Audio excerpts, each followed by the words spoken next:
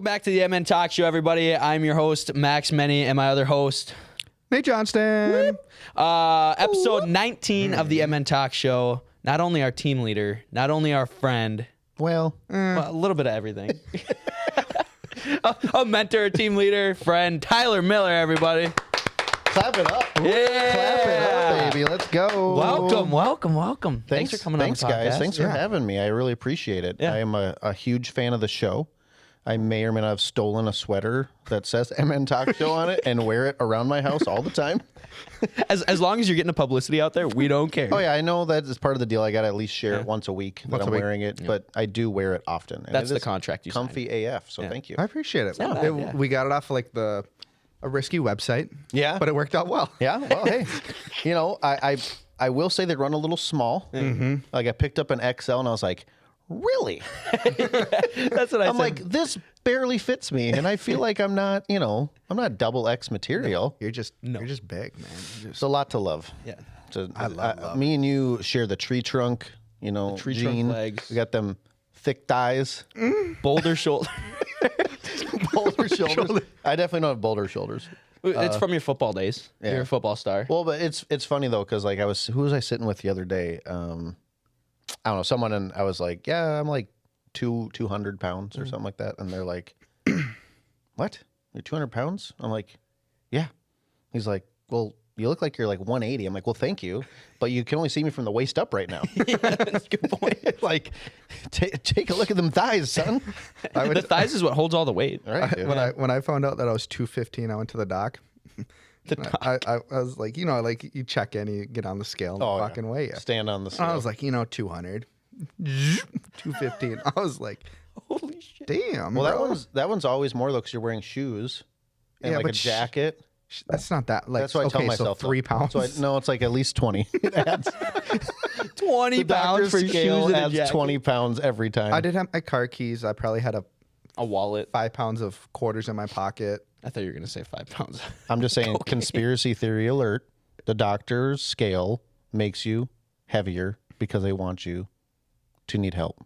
Is that your conspiracy theory? They want, Totally making it up. they want you to feel obese. They want you to be like, wow, did you know that you're 215? Oh, my scale at home says I'm 195. Like, well, you're not. Fat ass. That's hilarious. I don't know. Every that's a conspiracy theory. Every time though I get on, I'm like, really? Yeah. Okay. Speaking of like conspiracy theories. Yeah, your conspiracy theory sucked from They the were other. not, they were Can you not say that word again? Conspiracy theories. conspiracy theories. Ooh, we did. Yeah. Yeah. 65. Yeah, before this, Nate doesn't know how to say the number 66 or whatever. I don't know how you said it, but it was fantastic. I said 66. No, you did not. You're like 60 We can play the clip if you want. Yeah, we can play it back. Anyways. Here's a clip of Nate Johnson saying 66. Oh, yeah. Yeah. But the Skinny guy, pants. the guy Thick was thighs. also like, he's tied for like 66. Fuck it. That's a 65th. Yeah. Down in the sewer where I was born, they didn't teach me no word. They didn't teach us numbers. Fuck you guys. Anyways, let's dive into Tyler here. Yeah. Yeah. Yeah, he definitely sat here before. Anyways. I mean, that's a whole different type of dive in. Where you're from, obviously you're in real estate. How'd you get into it? Why'd you get into it? Who was a big role model in your life? That's a lot of questions, by the way. There's a lot for me to remember. I'm just a simple guy. Let's bring it back to when you were born. Yeah, let's go way back. Everybody grab a 55 years grab ago. a cozy blanket. And we're just gonna go on a little ride through the life of Tyler. Ooh, this is gonna be. Do we got popcorn in here? Yeah. No. I got water. So what was the first question? Where you're from? Where I'm from. Perfect. I grew up in Champlin, MN. Champlin Park Champlin Park Rebels, Rebel Pride and Victory. I feel like the older I get, the more people I meet from Champlin. I know. Pop We're up. fucking everywhere. Yeah, literally. You guys just... We do big things, okay? Because we're rebels. We don't follow the sheep or follow the crowd, okay? We rebel and go our own way. Carve our own path. You're not an elk. No. Fucking Elk River. Could you imagine being an elk? Hey, can you imagine meeting a rebel in the woods and you're an elk? I'm going to kill you. Yeah, good luck, Brady. I have a gun because Rebels, I think their whole mascot thing was like from like the Civil War type of shit. Yeah, like, I think it still is. it's like the same thing as the Patriots, right? Yeah. Like, Yeah. like we were like Army, I don't know, whatever. But I would shoot that elk. Okay. Brady better run. He's got horns. But run, boy. For all of you that went to Elk River, I still love you, and I will not harm you. I'm just saying.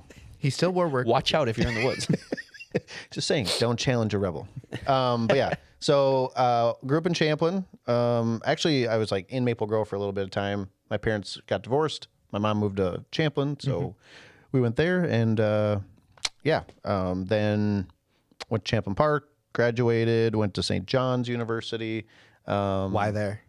I think at the time they had just come off like a national championship for football, so that was something I was really interested in back then. You know, like, and then obviously they have a really good school reputation. Because you played football in high school, right? I did, yeah. And I wasn't delusional. I didn't think I was going to be this all-star or anything like that. But I was like, hey, they're a D3 college. Pretty good. I was going to get a scholarship for academics and stuff like that, so saved like $8,000 a year. It's pretty good. And they were right up the road. It was only an hour away, and I was like, well, this will be amazing. I can go. They didn't make any cuts on the football team, so Oh, nice. You know, you could have like 120 people on the team. So Oh my god. yeah, it You're was a lock. It was You're just a roster spot at that it point. was epic. Yeah. So, but like to go and like be practicing on the same field as a top 3 defense in the nation coming off that year, It's pretty cool. was really cool. Like, and that I realized very quickly that there was another level to like football. What position did you play? Receiver. Okay. But I was just like not fast enough, not big enough. And like the first practice, like there was this guy, Damien Dumonso. That's a name. Yep. Him and then a guy named Matt Hahn, which Matt Hahn, like envision like the perfect, like chiseled jaw, just like perfect, like just jacked football player, you know, like just this amazing guy, but he fits like that prototypical football linebacker. Yeah. And dude, we didn't tackle in practice. It was one of John Gallardi's big things. Like, hey, we're not gonna injure each other in practice. So I think we're the only team like in the nation that doesn't like have contact in practice. Yeah. But I come across the middle on like a little drag route or whatever, and like catch it because it was like a 3-yard drag. Yeah. I catch it and like I turn and Matt Hahn's just standing there. And he's like fucking twice my size, dude. He didn't even have to. And he just kind of like smiles. And he's like, "What's up, rookie?" And I'm like, "Yeah, no, I know how to dive. Yep, that's good to know." You know, I got my head taken off. And like right there, I was just like, yeah, I'm never going to play for this team. Is it. But it was fun. Like it was a really good intro to a bunch of awesome people. And, you know, had like a little family right away from all these football guys. So it was awesome. Then graduated, moved to Andover, bought our first house, and been in the northwest suburbs my whole life. Now I'm in Blaine. High school sweethearts, right? Yeah. You and Ash? Me Yeah. and my wife met sophomore year, a summer going into sophomore year, so we were both 15. What's the story? The Did you talk story- to her? Did she talk to you? So this is actually a really cool Was story. it a double dog dare? No, Oh. no, actually it was best friend was dating her.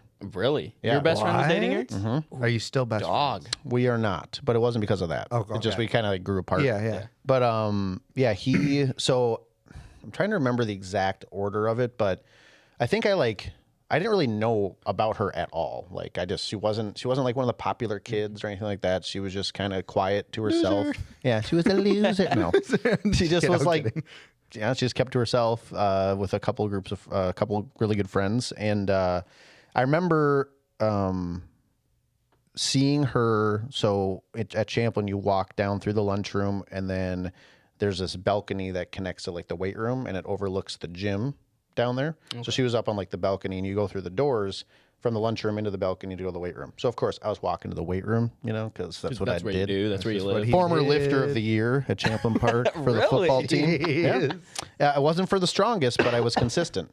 Shocker. How did that translate That makes over sense. Yeah. into real estate? But anyways, walking through the doors, and I remember her sitting there. She was like studying or something, and I'd never seen her before. And I was like, who is that?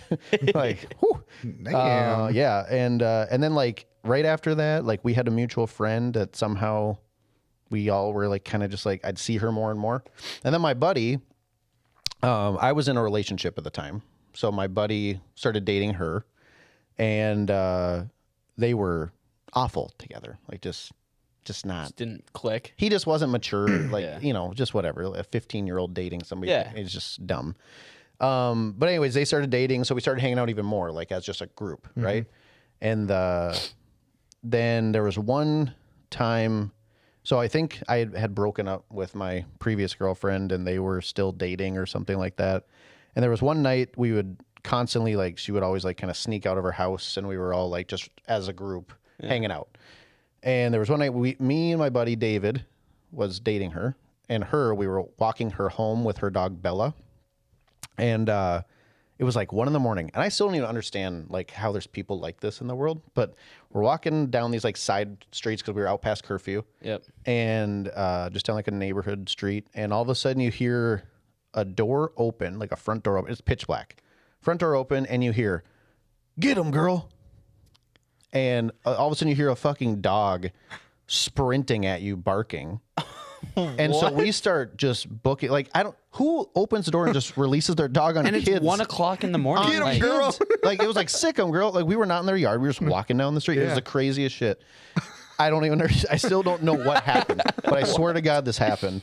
And we're walking down the street, and we hear this, so we start sprinting. And me and David were wide receivers in football. We were very conditioned. We were going. He gone.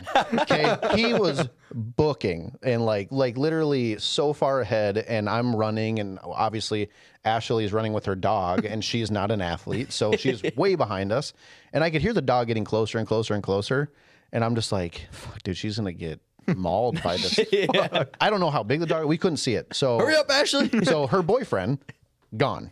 Okay, I'm like, fuck. I turn around. I just start dead sprinting right back at her.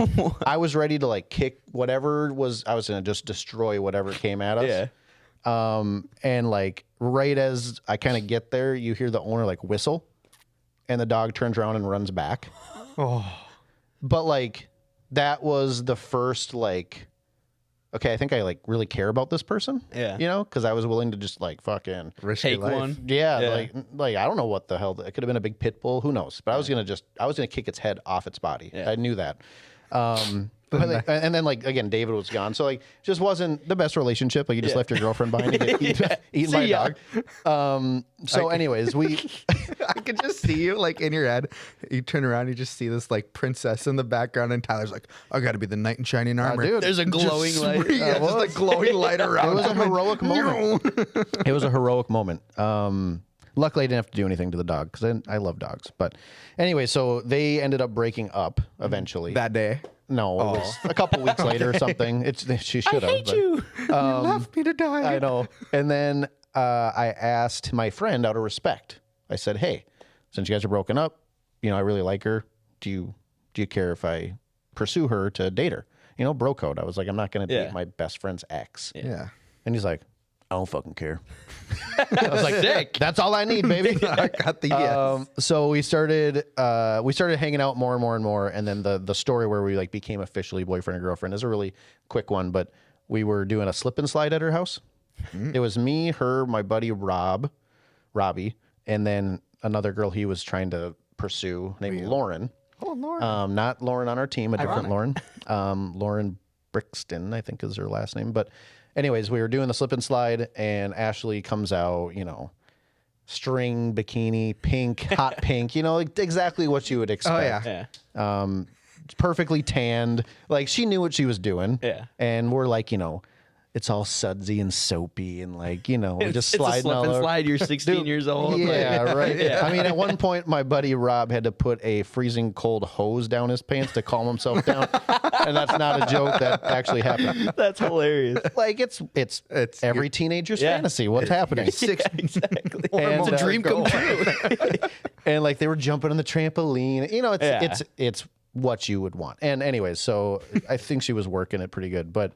At one point she slides down the slip and slide. I'm at the bottom of it, you know, and I kind of like grab her, and she like jumps up in my arms, wraps her legs around me, and we were just kind of like holding each other. And I was just like, I can't take it anymore. Like, will you be my girlfriend? You know, like, cause it was. You said it to her like right then? Right then. The bottom of slip and slide. The bottom of slip and slide, all Bubbly and 7Z. But and like it was kind of like it was like unspoken. We were already kind of dating, right? But I never had formally asked her. Yep. So I asked her. She said yes. The rest is history. That's hilarious. Wow. Yeah. That's awesome. That's an unreal story. It's pretty cool, yeah. God. And like we've been together for a long time, so we've been dated or married to probably 4 or 5 different versions of each other. Yeah. It's been it's been a fun and challenging dynamic at times because you grow up, right? Yeah. And like we were 15, like I was that jealous boyfriend for like years. You know, we fought a lot. We broke up for a day. We would get back together. Like it was all, all this stuff that you do when you're in high school, and then oh, let's go to college, and now we're dealing with other dynamics. And She didn't go to St. John's? She ended up going to St. Ben's her sophomore year. So she stayed home doing Anoka Ramsey the first freshman year. And then I convinced her to come up to St. John's because she was, and we actually had broken up to go to college. Really? Because I was like, I'm going to go to college single. Yeah. You're not you're coming, too cool. You're not coming with, so. Fucking douchebag. I just don't want to go to college in a relationship. And, whatever. Yeah.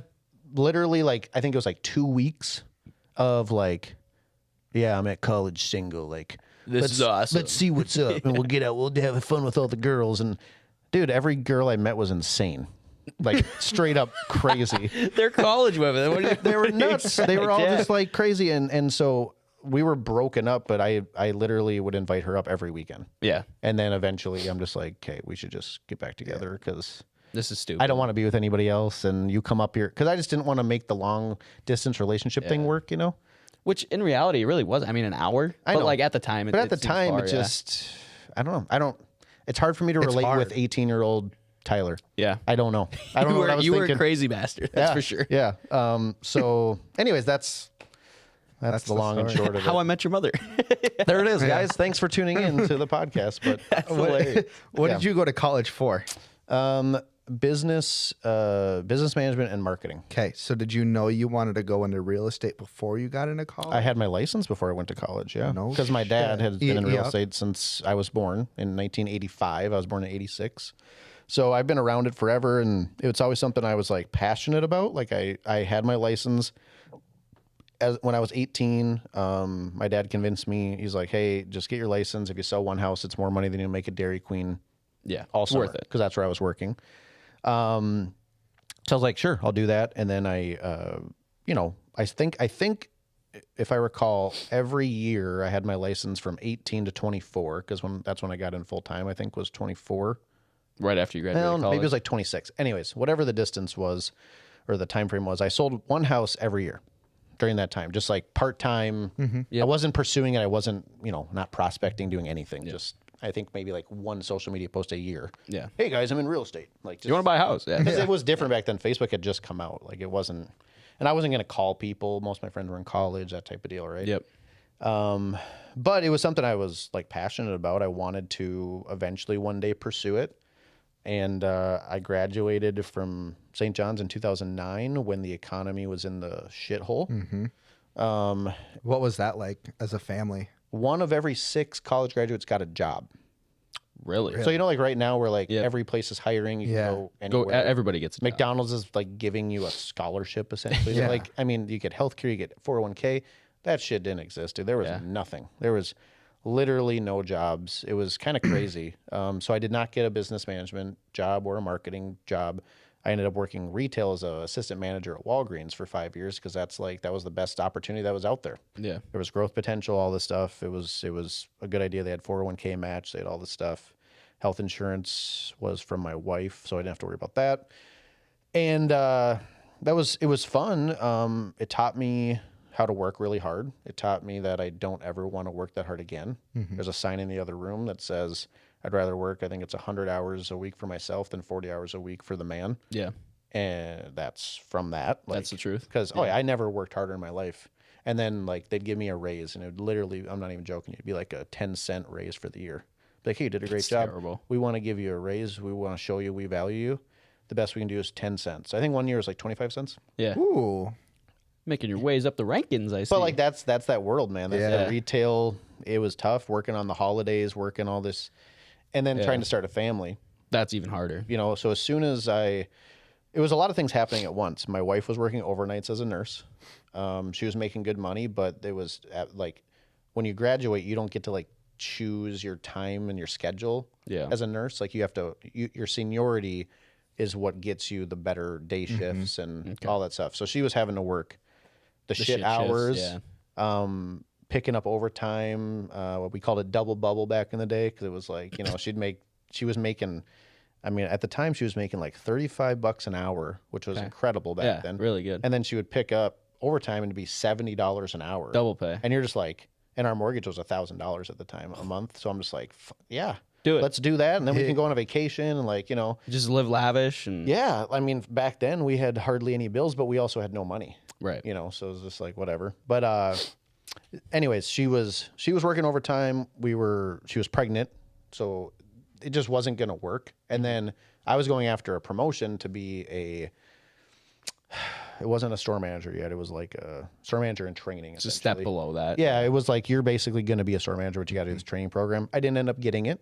That opened my eyes to like, even we started thinking, well, if I get the store manager position someday, what does my life look like? What does my schedule look like with a family? Yeah. And they had to work every Saturday.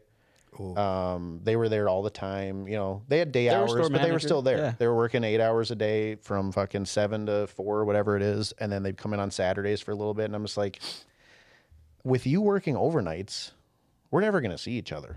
Let alone your kids. Well, because we can't afford daycare at the time. We were like, daycare's not an option. So I might work during the day. You have to come home from your overnight, stay up, watch the kids, feed them. Which she did for like 6 months, by the way, at some point. But she had to stay up after working 10 hours at a hospital, saving people's life, come home, stay awake till I get home, literally tag me in, give me a kiss. She goes to sleep.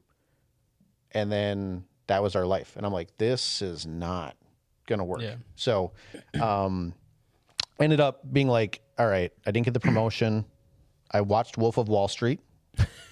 That really like lit something in me. Some sort of like, it was always there, but like the salesy thing where you can change your life by just working really fucking hard. Which I was working really hard in retail, but you're not getting anywhere. Yeah. There's a roof, a absolutely ceiling. Yeah. They only have so much money to give and whatever. And when they're giving me a raise of 25 cents and I know that I'm doing 10 times the amount of work as like the other managers, for example, and they're getting the same raise or higher, I was just like, not worth it. This isn't working for me. So I remember walking into my store manager's office in Maple Grove. Her name was Julie. Walked in and I was terrified to quit. Well, yeah, because you're like at the top of the food chain at that point, and like, well, I had you've been there for 2 years. I had a good thing, now? But also there's like I remember being like, I got to sell one house a month, otherwise, well, this is not going to go well. Worth it, yeah. We're gonna lose our house. We're gonna whatever, right? So it's nerve wracking. Yeah. And so, anyways, I walk in and I was like, hey, I gotta pursue real estate. You know, I gotta try something. And she knew I had my license and stuff. And her reaction was like the greatest. She's just like, well, yeah, I was wondering why you're working here. You know, she said that to you? Yeah. Wow. She's like, I was wondering like why you wouldn't just go do that.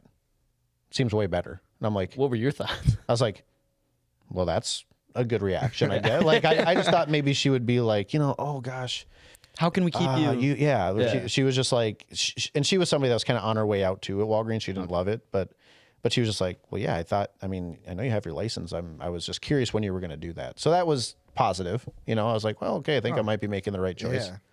Yeah. Then get into real estate full time. That first year I sold 28 houses, and the rest is history. Changed my life. Do you remember your first clients? I remember my very first clients, the ones when I was 18 years old. Jimmy and Allie Quintana. They still live in the same house today. I follow up with them probably twice a year just to say hi. Yeah. Jimmy was like a manager at Culver's at the time. How old were they when they bought the home? Gosh, they had to be, they were 22, 23. Yeah, low 20s. Yeah. Wow. But the houses we were looking at, I showed them 100 houses on the nuts. Oh. We were looking at shit like foreclosures. Mm-hmm. I remember walking into one house, literally the ceiling was falling out with mold. Yeah. Like it's just a different market than what it is now. Yeah. You know, and the houses were, 100,000, 120, 150.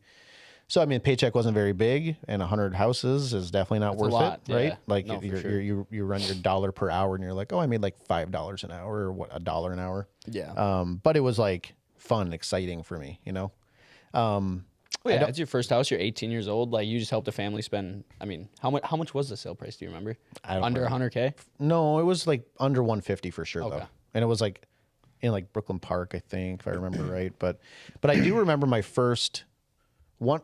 I don't know if it was my first deal when I became full time, but like to this day, I still don't think this has ever happened again. But like, this is when Facebook was still kind of like Brand newish. early stages. People would still post like it was like a different type of post. It was like, I don't remember what the question was, like, what are you doing? Or I don't know. It was like the posts were different. It wasn't like a Something long you can story. interact with. It was just like, hey, just watching a movie, or so. It was just like a weird. Oh, okay. I don't know. It was totally different than what it is today. But I remember going to the office, and every day I'd go to the office. I'm like, I don't know what the fuck I'm going to do today. Like, Ashley would be like, what do you got on the docket? I'm like, I don't know. I got to find someone that wants to work with me. I don't know what I'm doing. And my dad would give me ideas, but it's hard. And I was like, well, I know I got to be on social media. I'm going to just message people. That's what I did like all day. And I remember just like kind of going through they called it a timeline. I don't know if it's still called. I think it's called a feed. Feed or Whatever. Yeah. It was called the time. Or no, maybe it was like, timeline. Now scrolling through, and one of my friends from high school, her name's Kelly, her status, it was something like, just paid off my student loans, like check. Next step, buy a house. And you're like, And I messaged her immediately. I was like, hey, I don't know if you know, but I got my real estate license and I'm doing this full time now. I'd love to help you. And we were like friends in high school. So it was like, we had a good relationship, and she was like, that'd be great. Let's do it. And she still lives in that same house to this day in Champlin.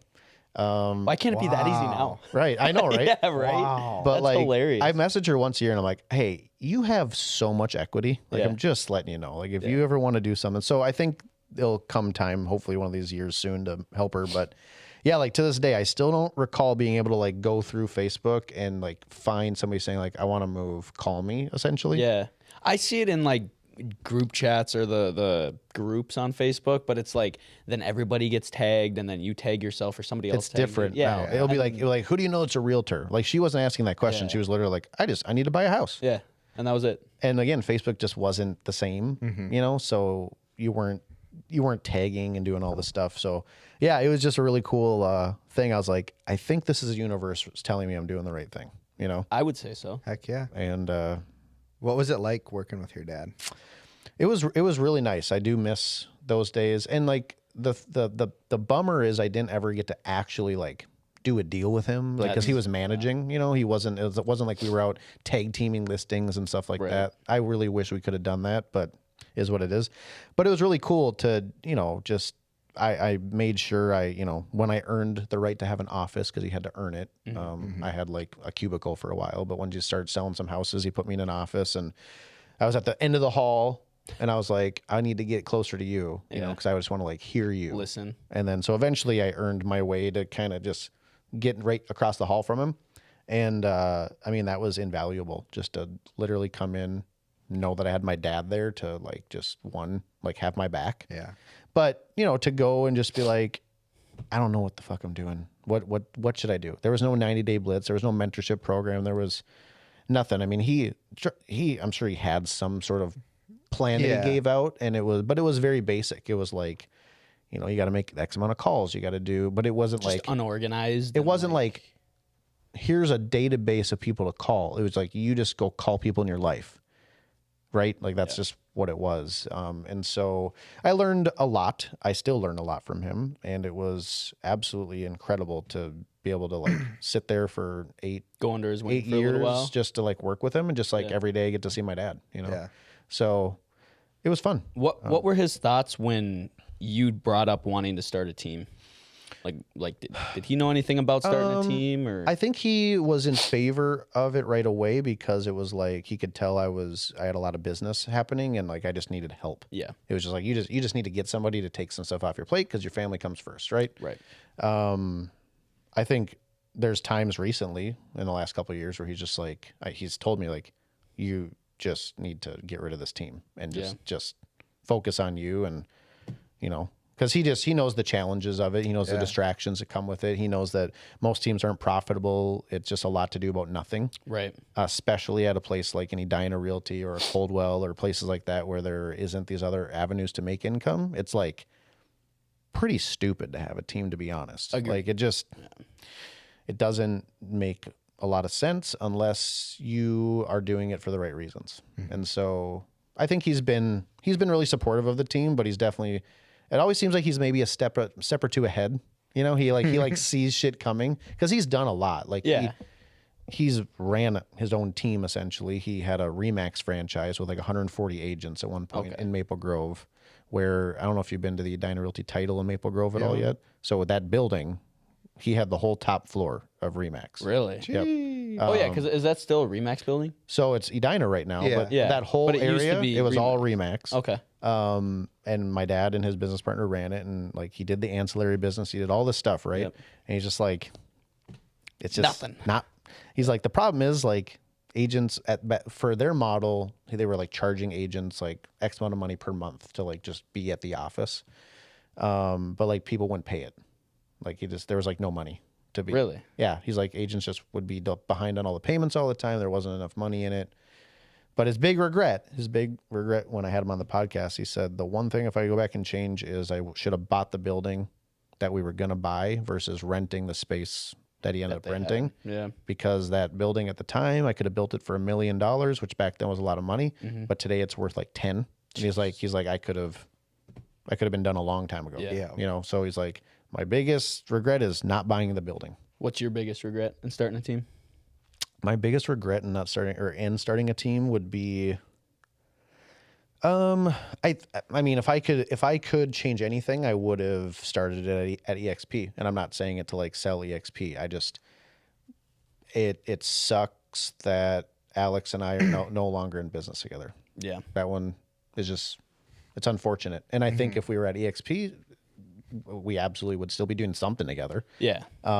Whether she was on the team or not. Or, Yeah. You know. Yeah. I'm sure she would not be on the team. Or we could have like formed something together. I don't know. I don't know what we would Some have sort done. of like North Star Alliance type of thing. Something. Yeah. But they're just that option. I didn't give her that option. Yeah. By starting at Edina Realty. The only option was if she wanted to go out on her own, she had to go out on her own.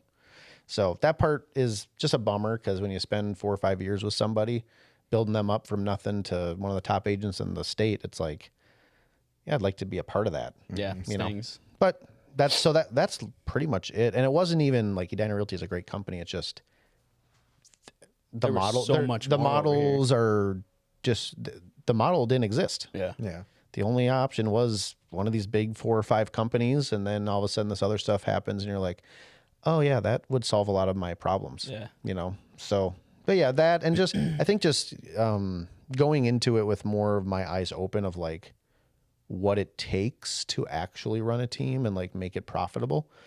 I just assumed Some more profit. we'll all at just EXP, sell Yeah. because I think the thing is like you probably have experienced this. You probably have too, with whether it's hockey or real estate or whatever. Like whatever you do really really good at, whatever you do at a high level, maybe coaching, right? You just assume that like if you bring in a coach that you're gonna pave the way for, that they're gonna be able to match your potential. Like it's hard for when you're doing something at a high level to think like to be like, well, why can't they do it? Like just I do it. Why can't you fucking do it? Right. And so as a team leader, I think right away I'm just like, well, I sell 60, 50, whatever, 82 houses one year. Why the fuck can't you guys? Yeah. I run a team. I have a family. I have all this stuff. You guys should be able to do it. But the thing is like that mentality, unfortunately, just isn't really reality. Like everybody has their own potential. Some people don't want it. Some people will tell themselves they want it, but then their actions speak louder than their words, right? Yeah. So it's just See like, it every day. so it's like, I think just going into it being like, okay, the average team member is going to sell 10 houses a year. These are the things I have to do to make it worth my while. And this is the mindset I have to have about it would have been good to know 7 years ago. So having like realistic expectations were Yeah. kind of a big and I bonus. thought my expectations were realistic. And I mean, again, when you have someone like Alex Murray on your team, Yeah. right? She showed that my expectations were reality. Right. She matched everything I did. She grew an amazing business. She She did it. And I'm like, well, shit. She can do it. Everybody else can do it. Yeah. What we're doing works. Yeah. Right? And I was like, so, yeah, let's add another one. Yeah. Let's add another one and another one. And then you're just like, well, why aren't these guys doing what me and Alex are doing? Yeah. Why aren't they showing up like we're showing up? Why are they having mindset issues? Why? And so I think I found an incredible talent in Alex right away. Maybe put my mindset at unrealistic levels for a little bit because she did it. Why, we should all be able to do it. But yeah, so there's just some of those little nuances as a team leader that you just kind of figure out as you go, I guess. Yeah, I get it. I can see where your like expectations maybe got set pretty high right away, and then everybody's different, and then there's like now everyone else has expectations of what it should be too. It's right. Like, well, you did it there. Why can't you help me do that? I'm like, you're not showing up. I don't know what else. I don't know what else to tell you. Well, need a horse to water, can't make a drink. Right? Yeah. How did you meet Kayla Coleman? Ooh. How in the world? You mean Kayla Gangelhoff at the time? Oh my God, that's right. Yeah, Her maiden name. I thought that was like a joke Gangelhoff. at first. No, just because it was just a random name. I'll be honest not with you. normal. I don't even think I know this story. Yeah, how I met her. Yeah. So I have Edina Realty to thank as well. A former manager named Tammy Roach, which, fun fact, she was running the North Oaks office where my dad now manages. But so Tammy Roach was somebody that was just always kind of around in my life because her and my dad were managers and always like did stuff together just from proximity. And so I was like, I made it known to the company. I'm like, hey, I need an assistant. I need somebody. So if you guys could like post a job ad or something, like just help me out, that would be awesome. Cause they would like do that for their top agents and stuff. That's cool. And anyway, so Tammy caught wind of it and she was interviewing employees for her office. I don't remember the exact what reason. Probably something similar. Something similar, but like she had already had someone, so I don't really know what she was doing. But anyways, she interviewed a bunch of people, and then she referred Kayla to me and was like, "Hey, like I can't hire her right now, but I think she'd be a good one to talk to." So I talked with Kayla and then another agent or another person. Her name was Randy McDonald, and she's actually now an agent or like if you look at the top producers in the state, she represents like some sort of property management company. Oh, okay. But they like buy a bunch of houses and stuff. So she's always up there. Yeah. And I'm just like, it's amazing. It's a win-win either way. Yeah. Whichever way. And at the time though, I was gonna hire Randy, and Randy was like, I just really feel like I need to bet on myself and like try this real estate thing a little longer. Mm-hmm. I was like, absolutely. I think you can do whatever you want to do, and then to see what she's done is amazing. So, yeah. But so anyways, then enter Kayla, and she lived in Farmington at the time. It's a hike. It's an hour from Blaine. And I was concerned about that. I'm like, how committed are you going to be if you got to drive an hour to the office and home every day? Because I need you here, and we had a really good like 2-3 hour phone call to start, and then met in person and just basically hired her on the spot. I could just tell that she was different. She was committed. Mm-hmm. She was very loyal out like right away for no reason. Yeah. I hadn't proven myself, but she just, well, I mean, look at you. I mean, who doesn't want to be obviously loyal? It's a tree trunk. Like, and I'm sure I was interviewing her like while I was wearing a suit because that's what I wore back then. And yeah, I think I just painted a good picture for her, but I think she just, she was on a real estate team at the time at a different brokerage and just was not happy with the leadership and stuff like that. And so I think she was just looking for like a positive vibes, fresh start type of deal. And so, yeah, I got lucky with her, and then we added Alex right after that, and we were just off and running, and it was a good time.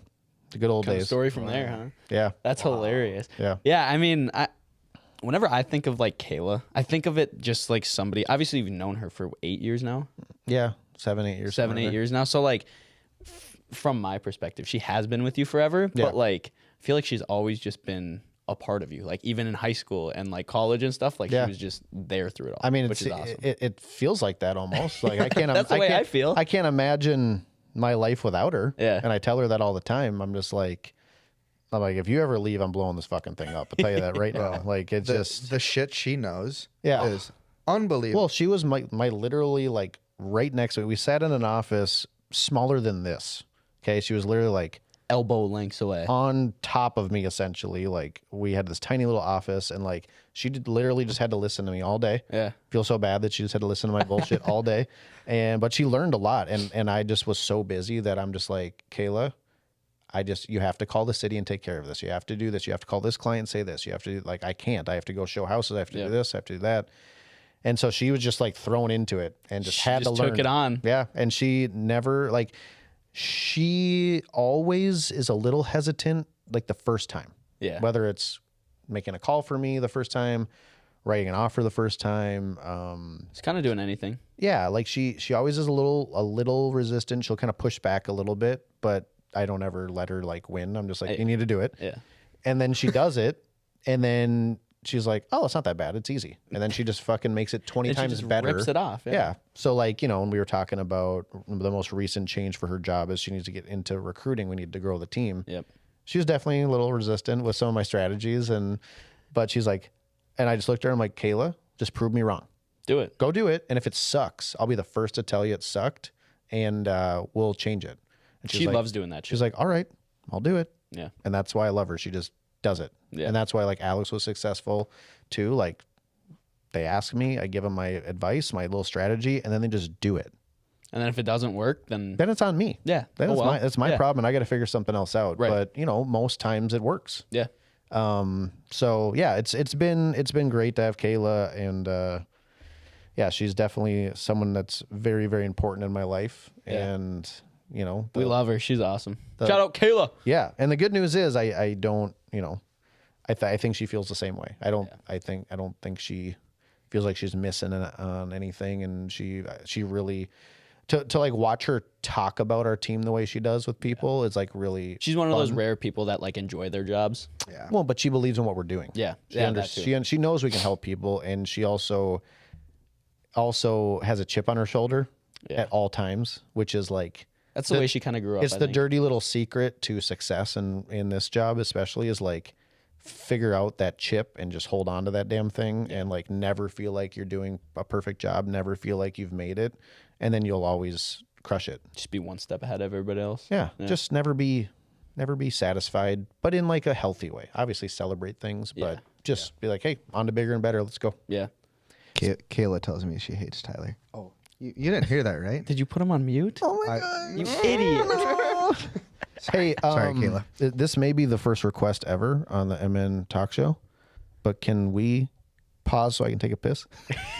Go for it. The more you take, the more you leave behind. What am I? Oh, that's a good one. Oh, this is a good one. David's father has 3 sons, Snap, Crackle, and Blank. It's just me on the podcast. Hey, guys, you know, I know I'm the best one looking here, but, oh, shoot, here comes the... Everybody's got to pee. I might as well go take one then, too. I pulled in. It was a beautiful day out. The sun was out. I think it was like 82 degrees out. A little breeze, you know, like a 2-3 mile an hour breeze. It felt good, right? Mm-hmm. I get out of my car, and I'm like, oh, It's pretty there packed it is. here. There's the Tyler Miller team. And this was when you had the big signs up above. Yep, that's fine. They'll be back, by the way. Oh, Sometime. I walked my ass Hopefully. in there, and here they are. They're playing fucking golf. I'm like, what the fuck is going on? I walked And then in. I don't even know what you looked like, who you were, and Max just like, dude, you got to come beat Tyler. I was like, Okay. I mean, fine, fuck it. What else? I'm like, well, I'm not busy today, so I might as well. I was like, what? I'm not. It was either I can sort socks, watch paint dry, or meet Tyler. I guess. I was like, I mean, if you pull my arm long enough, I'll go. So I fucking make my way down to Blaine, and I walk in. I'm like, they're fucking. This is a shit show. What is going on? Your face. And then Tyler just goes, "Are you Nate?" Sure am. Leaf blower. The leaf blower. Yes. It's like We what had the a mini fuck? golf hole where Kayla came up with it, where you had to, instead of using a club, you had to use a leaf blower and push the ball up this ramp into the hole, because we were doing a mini Masters mini golf tournament Meeting thing. or It was awesome. But yeah, I just happened to be How about perfect to go. timing was that? I had the leaf blower, and Nate opens the door, and was are like, you "Hey!" Nate? And I'm like, I like blew him right in his face. Blowjob like- when I walked in. Shit, he's Yeah. not What coming to the EXP. Yeah, so the running joke is, you know, I will meet people and blow them immediately. If you say that out of context, it sounds hilarious. It It's, sounds terrible. If you don't know the joke, you might think I'm gonna go work for that guy. You might. It's Yeah. you get blown. Yeah, Okay. that's gonna be our new marketing campaign your for slogan. recruitment we on all the billboards. Come to EXP. Tyler will blow you. come to EXP. We blow you when we meet you. Okay. That's hilarious. We got like 5, 6, 7 minutes here. What? 5, 6, 7, 8, 9. 5, 6, 7 minutes. I didn't know you could count that high. I know when I was going to the bathroom and you were doing 1,000, I was like, in my mind, I'm like, he can maybe make it to 9. Once you hit double digits, it goes down slow. 9,000. 1 0 1,000. My mama said. Trailer Park Nate. Anyways, transition. Your transit. Don't even get started. We can't go down that We can't road. go down that path. We're gonna get fucking canceled on can't- episode we can't get canceled. 19. Emmett Talk Show canceled on Yeah. episode 19. Oh, because of fucking team leader Tyler. It was my swan song, dude. Just Yeah. going out. All right. Riddle hour with Nate. Riddle hour. Yeah. All right. So I'm gonna read you a riddle, obviously, Yep. and your job is It's to going to take an hour. no. That's just what It's it's the called. title. No. Riddle. Remember, he can't 2 count minutes that It should high. be called Riddle Me This with Nate. Riddle me this with Nate. Okay. His tight pants don't fit. He's like, hold on. You know what these remind me of? Those like They're going to rip on the seam. yeah. I don't Tree like trunks, that. dude. I'm telling you. Anyways, ready? The more you take, the more you leave behind. What am I? A hole. Footsteps. Now, why did you answer with a hole? The more you take, the more you leave behind. What am I? Footsteps. Because I've heard this riddle before and I maybe misheard you. The more you take, the more you leave. A hole. A hole is the. I don't get that one. A hole is the more you take. The more you dig. The more you take from me, the bigger I get. I screwed it up. Oh, that was close, though. Dang it. Footsteps. Okay, Yeah, I like that. all right, I like that. ready? Footsteps good. This one's better. David's father has 3 sons. Snap, Crackle, and Blank. Who's the 3rd son? David. Damn it! Damn, he got it. Oh. So I will say, me and my son do riddles all the time Oh, that's funny. because he's really into it. Like, Yeah. Oh, you're he gonna thinks you're it- gonna get this one then. What is more useful when it's broken? Ooh, I don't know if I know this one. Oh, What's more useful when it's broken? yep, I don't know. an egg. That is true. That's a good one. Unless you believe in life and letting baby Letting chicks life hatch, break you, yeah. you murderer. God. You know what's more useful than a live chicken? Killing chickens. Dead one. They are more useful. Anyways, You could argue. Feed us or We let a could little argue chicken run around. that a live chicken can produce more chickens for us to eat, so it might be more useful. You murdering bastard. what can I say from Rogers? What's a royal question? we kill elks. What is a royal? Dude, no, you're asking the wrong. The person. Roger Royals. You want to know why we did it? Because they both have R's. They both have ROs. They flow good together. Row Tide. Roll Tide. Tide Royals. All right, last one for you. I am easy to lift, but hard to throw. What am I?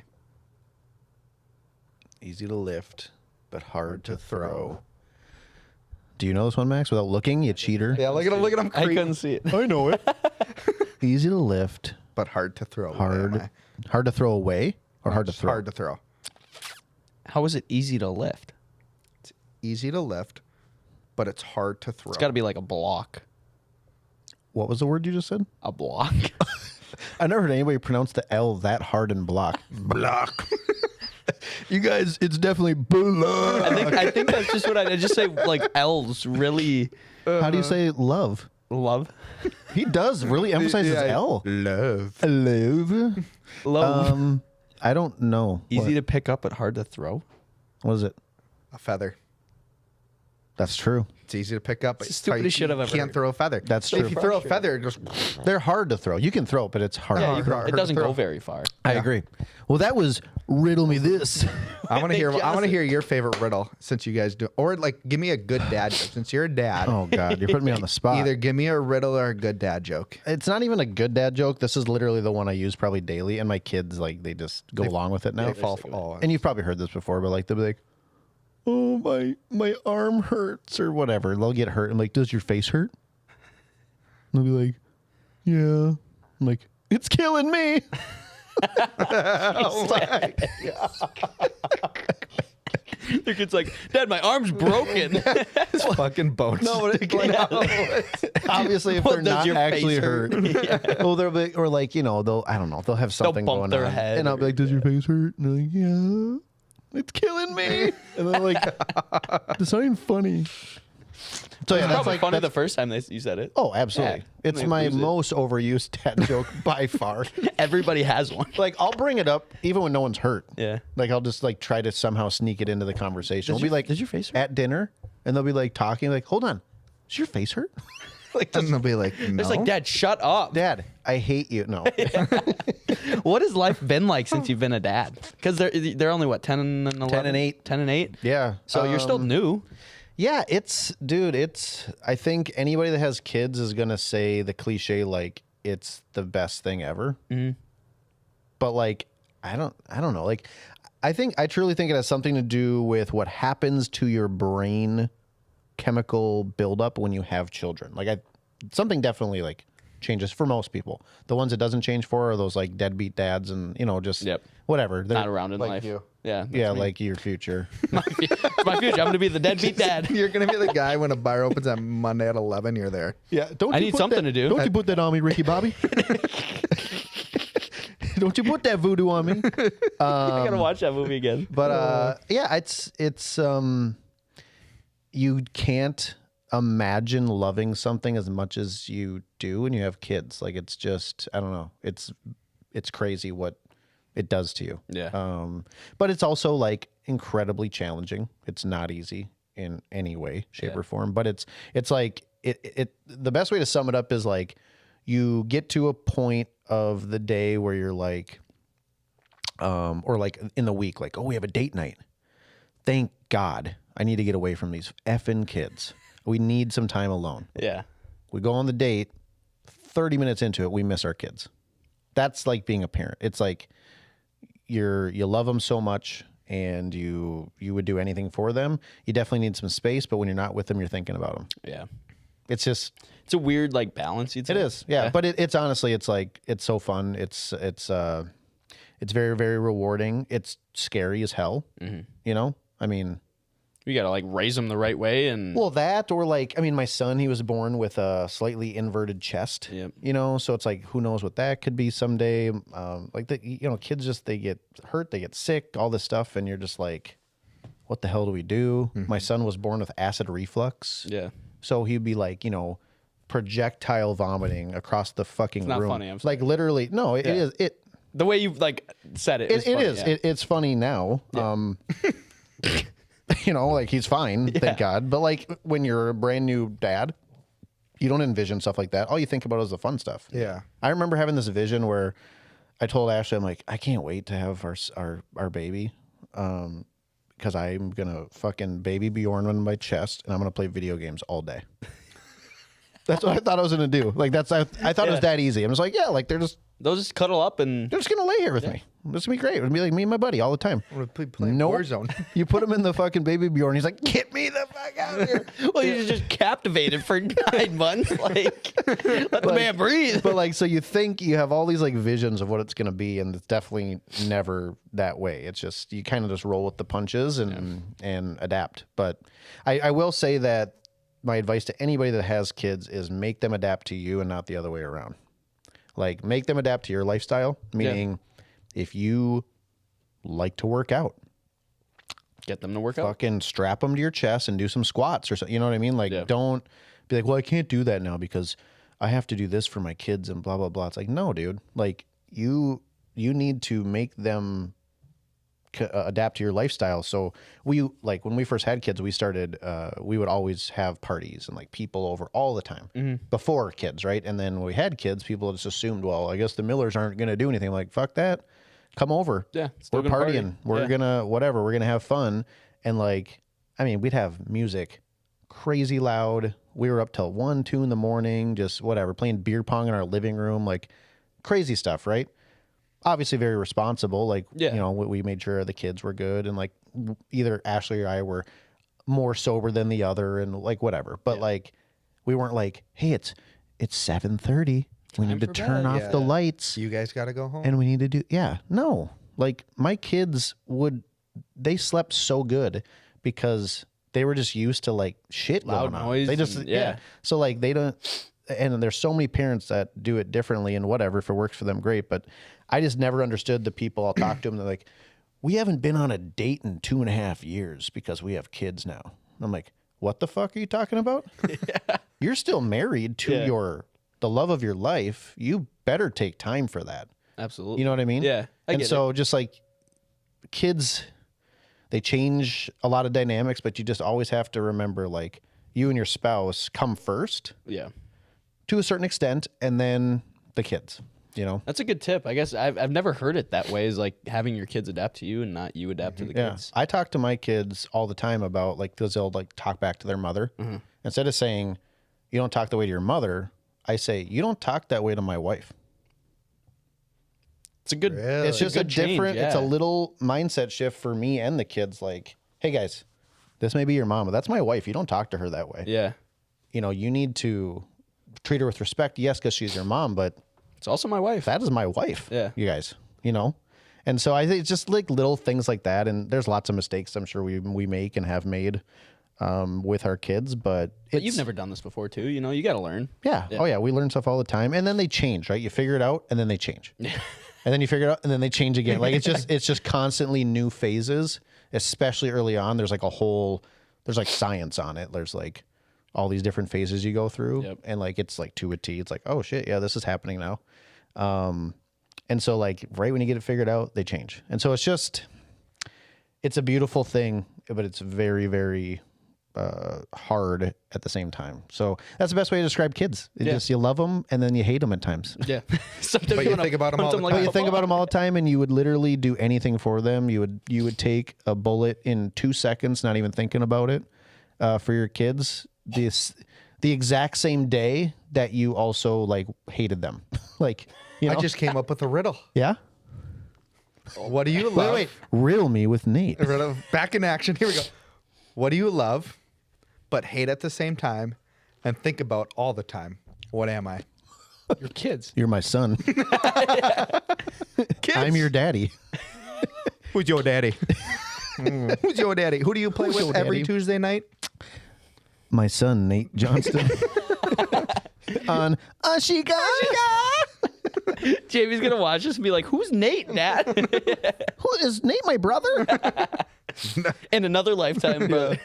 One day, buddy. That's Dude, hilarious. I can't wait for the Millies. I have some really fun awards to give out. That's going to be fun. I'm excited. That group chat that we were trying to figure out award names. Oh my, dude, I was laughing so hard with the names and like the ideas that were coming through. Well, there's some It's good hilarious. ones that like I didn't need help on. But like Tony's, oh my God, it's the best. I can't wait. It's going to be a can't wait. blast. I think I'm going to get a suit later this week for that. Speaking of suits, the one you sent last night, man, you're looking dapper AF, I got it, bro. Got it off Amazon. I love that. $55. It's amazing. It looks nice, but like when I put it on, it feels cheap. Oh, for sure. But like, I'm like, That's how yours was, I'm wasn't like, it? I don't. Yeah. Like I was like, I All could mine get are one cheap. for I like don't- $180 at like Men's Warehouse. Yeah. And what? Wear it? Like no disrespect to the color red. I'm not gonna hop on a red suit coat every day. You'll be amazed. I bet you'll bust that out probably once a year at something. Yeah. Yeah. But like, You know? is it worth $180 for once a year? No. Like if you get a black suit, you're going to wear it more than Yeah, oh, the red yeah. one. Like But it's it's a weird decision. it looks nice, which is all that matters. You're gonna stand out. It's gonna be a fun, memorable time. It's just for fun, right? Dude, I'm it's like so it's like when excited. you go to the Grammys, like T Swift last night, and she has this cool dress on. She's probably never wearing the damn thing again. Fuck no. But There hey, were so many people that got like arrested at the Grammys last night. really, Yeah. I saw a couple videos on it. Some lady was like trying to go say hi to someone and then got arrested, and then somebody else was trying to do the same thing and got arrested and taken out. And it's like, Jeez. I think some artist got like arrested there too. Yeah, the rapper or something. Yeah, some rapper. Yeah, P. Diddy. He won like no. Well, yeah, I guess. not that guy. Yeah, Puff not Daddy? that guy. Do you guys even know him when he was Puff Daddy? No, No. All right. no, too young. God, I'm old. Yeah, you are old. Getting old, you fucking grandpa. Jesus. Kayla, the other day, we're sitting at the mentor lunch or whatever. She's like, "Yeah, I'm starting to notice a lot of grays in your beard." I'm like, "Well, fuck you." I've always had. Sorry, my alarm's going off telling me to stop talking. Yeah, stop talking. I've always had like for the last like 5 years a freaking like 2 grays in my right eyebrow that I have to pluck all the time. I don't get it. They're like just right here in the middle. And then like, yeah, now I'm starting to see some in the beard and I'm like, what the fuck? You're not even 40. I know. The other day I was sitting in the bathroom and the sunlight hit my beard at a weird angle. And like, I had like 5 grays right here. I'm like, what is happening? No. I got another 10 years before I need to start going gray. Easily. I like when I was growing up, I thought when you hit 60, gray hairs like, start coming in. Dude, there was somebody in college. Yeah. So we'd have been 19, full gray. What? Yeah. Some people just, their body's like, fuck color. Yeah. We're going gray. Here's gray. That's what you get. For Nate, it doesn't matter. You can't see colors anyways. He'll be like, my beard looks great. It's like, your beard is gray. You're like, I can't tell. It doesn't bother me. Looks purple to me, baby. The grass, it's a great day. The grass is red. The sky is yellow. And my beard I'll never forget that. That was so funny. Oh my God. So for everybody that doesn't know, Nate, Tyler sent an Instagram reel in our group chat, and we'll kind of finish up with this, but Tyler sent an Instagram reel, and it was like the filter that changes the grass from green to red. All green to red. All green to red. And Nate opens it and he's like looking at it. And he said he watched it like 3 times to try to figure out, because on the caption of the video is like, I think I said this is trippy. This is trippy as or something. hell or something. I honestly God thought you were high. yeah. And Nate replies, he's like, what the fuck are we looking at? And I'm like, everything's red. What the fuck? He's like, and that's how we figured out he's colorblind. He's like, everything's green. Like it's green, bro. Like God, can you imagine living in Nate's world? Like, No. dude, because I'll tell you what, that filter was sick. If I could choose, so when you look at that green around the wood over there, does it look red? no, I just know it's green. But like, What does it look like to you? Looks kind of red. Like, That'd be like a wild. shade? So like the plant behind Max's head. That's like a dark, like a really, really dark green. So you can see green. Yeah, it's It looks weird. almost black. But grass is red to you? Well, in that filter, it was. Yeah. maybe because the light was. I don't know. It's fucking. maybe weird. the lighter the green, the redder the. Are you just sure you're not like going crazy? I might be mental. Do you think it's color blindness, or are you just losing your fucking mind? a little bit of both? Join this fucking team. That and right I've there, lost. that's green. Totally fine. He walks outside. Everything's fucking red. that shit's Yep. red right there, bro. Yep. What color is this? You know the carpet's white, right? Yeah, that's white. Come on, bro. Okay, I don't know. Jesus. But have you guys ever thought about, and we can definitely end on this, but I've always thought about this. Like, and there's no way to figure this out. But, Yes, I love you. okay. Okay. Well, we figured it out. But like, so when I say green and you say green, How do we come to an agreement? are that green we is green? are we seeing the same actual color? You know what I mean? Or is like everybody's fucking colors different? Like, Maybe the grass really is red, and maybe you guys are colorblind motherfuckers. that's what I'm saying. Good point. But like, because I see gray walls, but like maybe to you, gray is bright fucking orange, right? Yeah. But it's normal to you because everybody likes orange or gray. orange, yeah. Like, you know what I mean? Yeah. Like I always like think about that where I'm like, to me, I know what my colors look like, but in your eyes, I have no clue. It's a good point. Like, I don't know if there's a way to prove that. I'm sure there's a simple scientific thing, but I've always just been like, okay, this is yellow.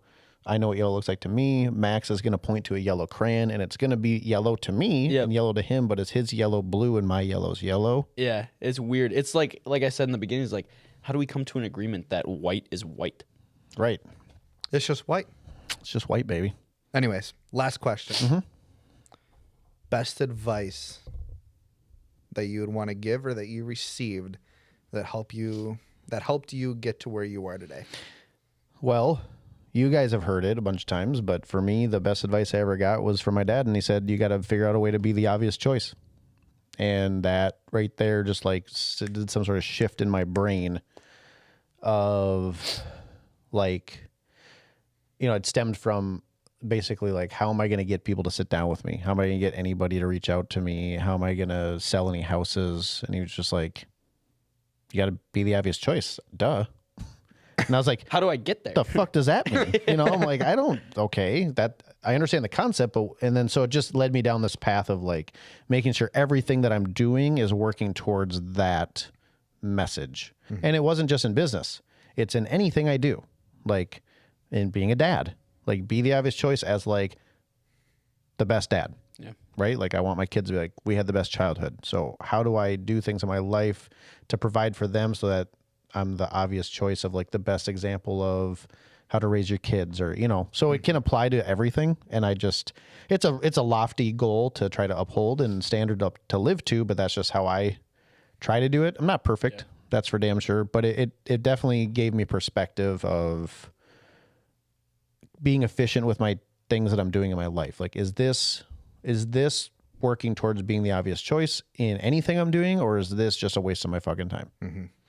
So that one's a big one. And then, I mean, the only other thing would probably just be, I'm trying to think of something like the personal world. I don't want it to always just be business, but they kind of overlap sometimes. They do. I think being like the obvious choice, like you said, for like having Jamie refer to you as a dad example is like perfect for like when he goes to have kids. Like, he can always refer back to you and be like, well, this is how my dad did things, and I turned out pretty damn good. So my dad beat me. Well, duh. Yeah. I'm the obvious choice for beating the shit out of my kids. Mike, figure it out, pal. Yeah, so that I think is probably the best advice I've been given. I've heard a lot of awesome things over the years, though, and I just think the sooner you realize that you literally are the product of the 5 to 10 people you hang out with the most, things in your life change really quickly. I agree. Like, you can either go the wrong way or the right way, but I think we all, especially like high D personalities, like the people that want to be dominant and their opinion matters more than everybody else. And like, I fall into that category, and it's whatever. It's a blessing and a curse. Yeah. I think those people like to pretend that they have control over things more than they actually do, because they don't want to admit like, well, I'm influenced by my surroundings. It's like, but we all are. That's humans are. We're influenced by our surroundings. And so filling your mind with the right stuff, and then surrounding yourself with people that are like-minded or pushing you to go places that you want to go is like the biggest hack that you can possibly implement into your life. If you surround yourself with a bunch of kids that aren't working and all they do is play at the, you know, sports at the park, and then they go play video games and drink and stuff like that, you're going to eventually do that. It's just a matter of time. It's just the way it is, because we gravitate towards, you know, human contact, and just we want to be a part of something. So when you finally get to that point where you're surrounded with the right people, and they're doing big things, it can have serious influence. That's why like getting close to my dad across the hall, hearing him, all that stuff was like a huge thing for me, because I was just like, I just got to see how he managed his life and his day, like from a work perspective, and it helped. So that'd be my only other piece of advice. Surround yourself with great people that are like-minded and pursuing things bigger than you can dream of, and then be the obvious choice in whatever you do, you know? It's great advice. Yeah. I love that. I love it. Yeah, well, thanks for coming on. Appreciate it. I know it was a little longer than we expected, but shit. Give the people what they top want. podcast. Yeah, right? Damn, longer than expected. That's pretty average. It's the first time Nate's ever heard that. First time for everything. First time for everything. Ricky Bobby, if you ain't first, you last. But yeah, thanks for having me on, guys. Yeah. It's fun to watch you guys growing into your own and doing your thing, and it's what keeps me going every day. It fills me up. I love when Nate fills me up. Jesus Christ! I was gonna say something, but you said I beat you to it. As soon as I said it, I was like I saw that little glimmer in your eye. I was like, oh, this is my time. He gonna get me. The fact that you guys just live on the same wavelength makes my life so amazing. Yeah. So awesome. anyways, you guys, what you do does actually fill me up with inspiration and just, you know, it makes me want to be a better team leader, makes me want to be a better person, just to hopefully lead by example for you guys. So appreciate everything that you guys do for me, my business, and the team. And yeah, anybody that is watching this or listening to this and is a fan of you guys, I mean, these two are incredible and are going to do big things with whatever they decide to do in their life. And it's going to be fun to watch. So Yeah. thanks I again. appreciate it, Tyler. Be the Avis choice. Yes, sir. Thank you. Bye. Hiya.